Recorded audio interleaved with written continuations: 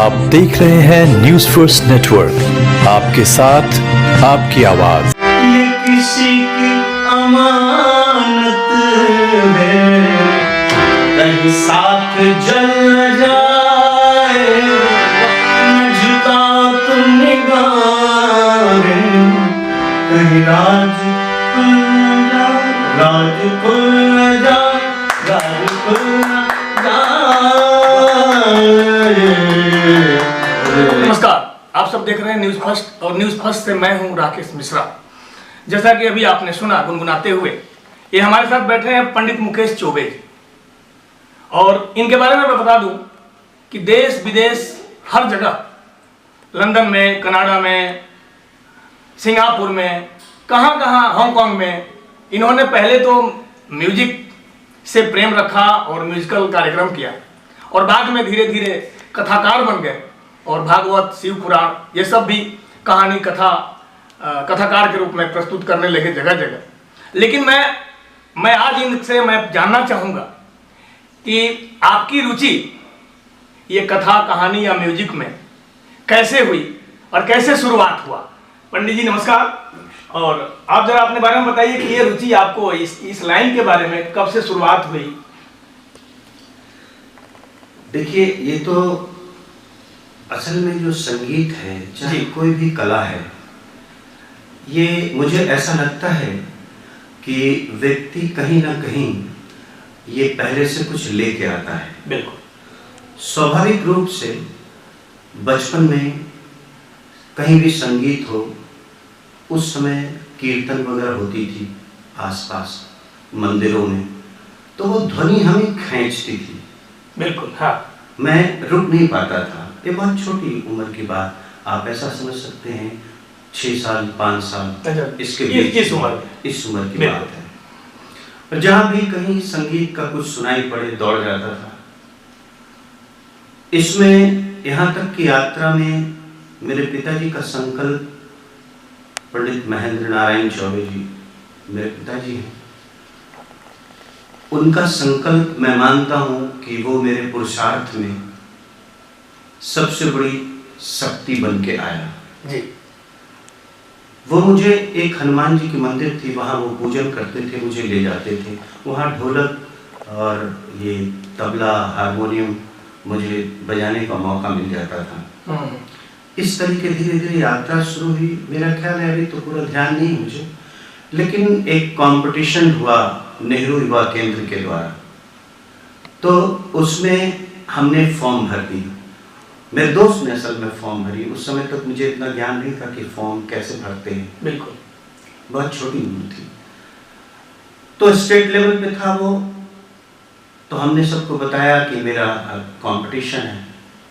तो घर वाले थोड़े खुश भी हुए, फिर उनको लगा कहाँ म्यूजिक में जा रहा है। लेकिन मैं गया, वहाँ हमने परफॉर्म की, और संजोग की बात यह रही कि उसमें मुझे गोल्ड मेडल मिला। अरे वाह, बहुत बहुत धन्यवाद। पंडित जी, मेरे को एक चीज और बताइए आप पहले कि आपका मूल निवास स्थान, हाँ, गांव कहाँ है? मेरा जन्म हुआ पटना में जी। बिहार की राजधानी है पटना। अच्छा अच्छा। वहीं से हमारी यात्रा शुरू हुई और लगभग 16-17 साल 20 साल हो गए मुंबई में आए। अच्छा, मुंबई में अभी फिलहाल मुंबई है मेरे डेस्टिनेशन में, यहीं रहता हूँ। अच्छा अच्छा। लेकिन मेरी यात्रा वहीं से प्रारंभ हो गई। ये म्यूजिकल गुरु कौन है आपके, जिन्होंने ये म्यूजिक की तरफ आपको? बिल्कुल आपको बताता हूँ। सबसे पहले मैंने तबला सीखा। अच्छा, तबला की तालीम। बिल्कुल। वो आप पद्म विभूषण पूज्य चरण पंडित किशन जी महाराज जैसे बनारस में, उनके पास तो जाना सुना नाम है, हम लोग बिल्कुल। हाँ। तो उनसे हमने तबले की तालीम ली। वहाँ बहुत बड़े बड़े कलाकारों का दर्शन होता था, उनको सुनने का मौका मिलता था। उससे हमारे अंदर और जो एक कला को समझने की जो इच्छा थी और बढ़ती चली गई। तबला सीखने के बाद हमने शास्त्रीय संगीत भी सीखी। उस्ताद मौजूद हुसैन खान साहब, अच्छा जी, और मेरे यहाँ रानी साहिबा आती थी, उनसे मेरी तालीम हुई।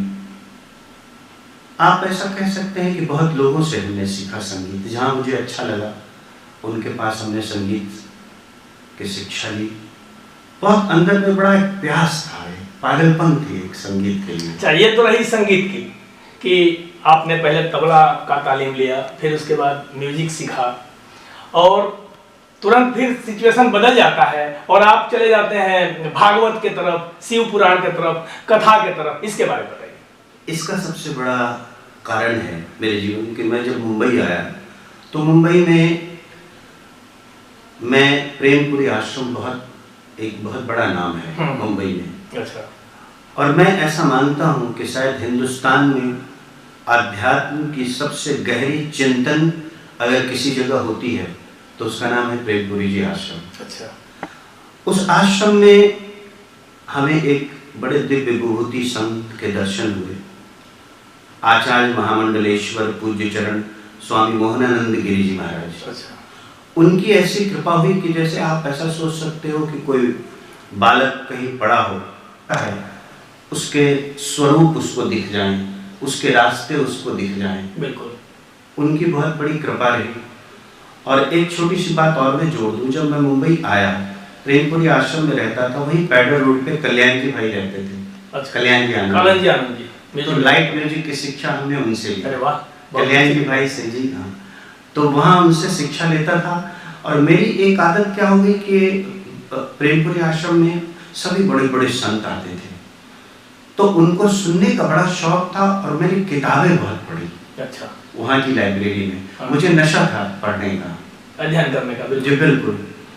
तो इस तरीके से अध्यात्म में भी रुचि होनी शुरू। और मैं आपको एक बात बताऊं, जो संगीत है ना, अगर कोई व्यक्ति सही मायने में संगीत के सुर और तालों का सहारा लेकर भाव जगत में जाता है तो धीरे धीरे वो आध्यात्मिक होता ही चला जाता है। बिल्कुल।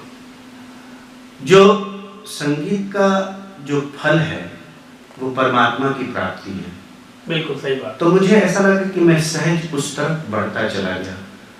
एक चीज और पूछना चाहूंगा आपसे कि म्यूजिक के हिसाब से तो आपने देश विदेश का भ्रमण किया और कार्यक्रम किया, और जब से आपने कथाकार का रूप ले लिया और भागवत और शिव पुराण मतलब तमाम ग्रंथों के बारे में लोगों को बताना शुरू किया, तो इस सिलसिले में कहाँ कहाँ आप गए हैं? सबसे पहले एक चीज हुई कि एक कथा की शुरुआत भी मैं आपको बताऊं ये कैसे हुई। हमने अभी आपको नाम लिया पूज्य चरण स्वामी मोहनानंद गिरी जी महाराज। मेरा ऐसा मानना है कि जब मैं कभी उनको सुनता था तो ऐसा लगता था जैसे भगवती सरस्वती उनके जिह्वा पे विराजमान है। बिल्कुल। एक बार की बहुत पहले, मेरा ख्याल है 10-15 साल 12-13 साल पहले की बात होगी, बनारसी दास गुप्ता जी चीफ मिनिस्टर रहे थे हरियाणा के। उनका शरीर शांत हो गया। उन्होंने बहुत बड़ा काम किया हरियाणा में, कॉलेजें खुलवाई, स्कूल खुलवाए, बहुत बड़ा काम किया था। तो वहाँ हमें भजन के लिए बुलाया गया। अच्छा। तो मैं यहाँ से फ्लाइट से गया, फिर वहाँ हमको लेने लोग आए। उन लोगों ने हमें बोला कि मुकेश जी भजन तो सुना नहीं है, कुछ बनारसी दास गुप्ता जी के बारे में बोलना है। अच्छा। मैं ये कोट कर रहा हूँ आपको। तो हमने महाराज जी की, मेरे पास हमेशा महाराज जी की एक बुक रहती थी, उस बुक में तो हमने नहीं कहा था कि देखो बनारसी दास गुप्ता जी ने जो ये स्कूल कॉलेज बनवाए हैं ये आध्यात्मिक सृजन है। जीव अगर अपने जीवन में कोई आध्यात्मिक सृजन करता है तो कभी विसर्जन को प्राप्त नहीं होता है, और जगत में कोई ऐसी चीज नहीं है जो विसर्जन को प्राप्त ना होता हो, भले ही वो द्वारिका क्यों ना हो। सही सही। लेकिन जगत में जो शाश्वत रहती है वो अध्यात्मी रहती है। भौतिक कितनी भी उन्नति हो जाए एक दिन वो विसर्जन को प्राप्त। बिल्कुल बिल्कुल 100% सही बात है। एक चीज और जानना चाहूँगा आपसे, ये शिक्षा के बारे में तो आपने बता दिया, म्यूजिकल ज्ञान यहाँ से हुआ और ये कथाकार का ज्ञान यहाँ से शुरू हुआ। आपकी जो पढ़ाई लिखाई जो शिक्षा होती है अपनी, वो कहाँ तक हुई, कहाँ से शुरू हुई, कहाँ खत्म हुई जाके? मैंने पूरी स्कूल की पढ़ाई की कैपिटल इंग्लिश स्कूल से पटना में। अच्छा। मगध यूनिवर्सिटी से हमने बीए ग्रेजुएशन किया और ऑनर्स की हमने। Very good. फिर हमने पढ़ाई को प्रणाम किया, घर वाले को बोला, हमने कहा देखो आपको ऐसा नहीं लगे कि पढ़ा लिखा नहीं है, मगर इसमें मेरी रुचि बिल्कुल सही बात है नहीं थी, है नहीं। फिर मैं उसके बाद मैं बनारस चला गया, बनारस तबला सीखने लगा। बनारस से, लेकिन प्रोग्राम मुझे बचपन से ही शुरू हो गए थे। मैं सभाओं में गाता था, लोग मुझे बुलाते थे। इसी तरीके से दिल्ली में एक बार प्रोग्राम था, उन लोगों ने सुना तो कनाडा में, तो लगभग कनाडा में हर साल मैं 6 महीने 7 महीने कनाडा में रहता हूँ। अच्छा, कनाडा में 6-7 महीने रहते हैं साल? लगभग साल का। वेरी गुड, क्या बात है। और अभी मेरा ख्याल है 3 महीने मैं अभी लंदन में रह के आया हूँ। अच्छा। लंदन के विभिन्न शहरों में मेरे प्रोग्राम थे, जिसमें तीनों चीज़ थे। भजन के भी कार्यक्रम थे मेरे, कथा के कार्यक्रम हुए, शिव महापुराण हुई, श्रीमद् भागवत हुई, और आखिरी दिन हमने शाम या गज़ल पेश की। अच्छा, तो गजल के बारे में भी मैं सुना हूँ आपके बारे में कि बहुत बेहतर कलाकार है गजल के, और सामने हारमोनियम है, और गजल के लिए और कोई जरूरत नहीं पड़ती है, मतलब एक हारमोनियम हो और गाने वाला हो।